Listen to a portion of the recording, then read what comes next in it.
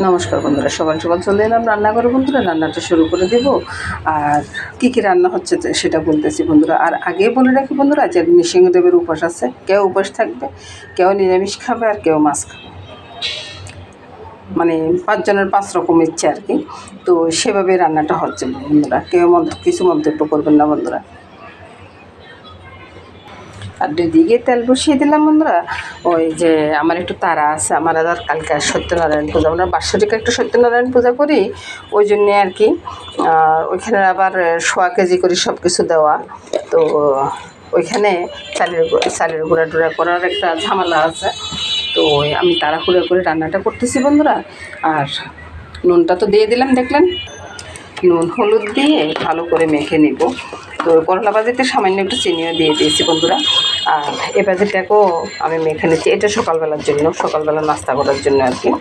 তো ভাজিগুলো করতেছি, আর এটা দুপুরবেলার জন্য।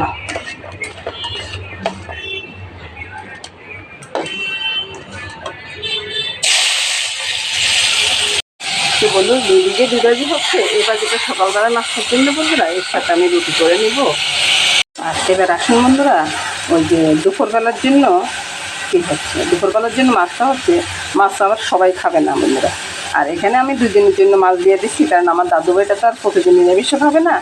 তো ওই জন্য আর কি মাছটা দিয়ে দিচ্ছি। কালকে আবার আমাদের নিরামিষ যাবে, কালকে সত্যনারায়ণ পুজো হবে। তো আমার বাৎসরিক একটা পূজা, সত্যনারায়ণ পুজো হবে, ওই জন্যে এখানে মাছ রান্না হচ্ছে। তো নুন হলুদ আর লঙ্কাটা দিয়ে দিলাম, আর একটু লঙ্কা লাগবে, আর একটু লঙ্কা দেবো। তার উপরে বন্ধুরা একটু তেলও দিয়ে দিব, একটু লঙ্কার গুঁড়োও দিয়ে দিছি আবারও। তারপরে তেলটা দিয়ে ভালোভাবে মেখে রেখে দিব। 2টা ভাজি হয়ে গেছে বন্ধুরা। তো আমি কী করবো, সকালবেলার যে ভাজিটা আছে না, ওই ভাজির সাথে একটু ধনিয়া পাতাটা দিয়ে দেবো, শীতের ধনিয়াটা আর কি। এখন তো গরমের সিজন, শীতের ধনিয়াটা দিয়ে দিই। তো বন্ধুরা, সকালবেলার ভাজিটা নামিয়ে নিলাম, আর দুপুরবেলার জন্য ভাজিটা হয়ে গেছে বন্ধুরা। তো সকালবেলার ভাজির সাথে আর রুটি হবে। তো বন্ধুরা, ভাজিগুলো তো হয়ে গেল, আর মাছটা আগেই মেখে রেখেছি। তো এখন আমি সবগুলো মাছ একসাথে ছেড়ে দেবো, তেলটা দিয়ে দিয়েছি। এই তেলে আর কোনো কিছু সম্বাদ দিব না, এটা পাতুরির মতোই হবে আর কি, কলা পাতা ছাড়া। দিয়ে দিলাম। এবার উল্টে পাল্টে মাছটা রান্না করে নেব। তারপরে মাছটা যেভাবে রান্না হচ্ছে বন্ধুরা, এটাতে আমি জল দিব না, ওটা ওইভাবে হবে। এটা পাতুরের মতো বললাম, তো ওই পাতুরের মতোই করবো বন্ধুরা। তো এই চুলার আঁচটা একবারে ডিম করে রেখেছি, দেখুন। এই চুলার আঁচে আমি মাছটা বসিয়ে অন্য কাজ করে নেব এখানে।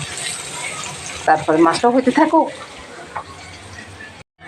তারপরে সকালবেলা রুটিটা করে নেব। রুটি করার পরে আমার সকালবেলা নাস্তাটা রেডি হয়ে যাবে।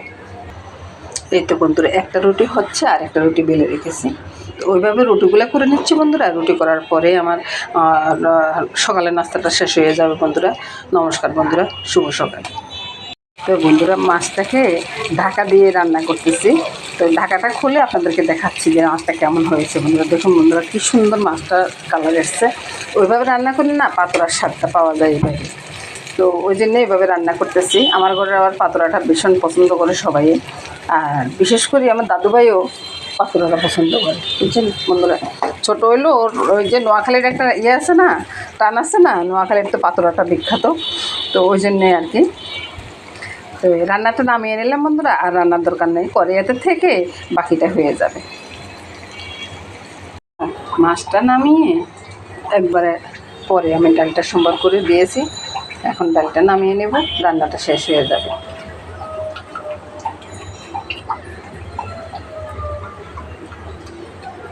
তো বন্ধুরা, এই হলো আজকের রান্নার আয়োজনটা।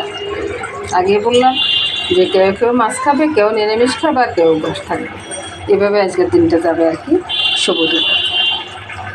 নমস্কার বন্ধুরা, সবাই ভালো থাকুন, সুস্থ থাকুন, সুন্দর থাকুন, এই কামনা করে আজকের মধ্যে এখানে শেষ করতেছি।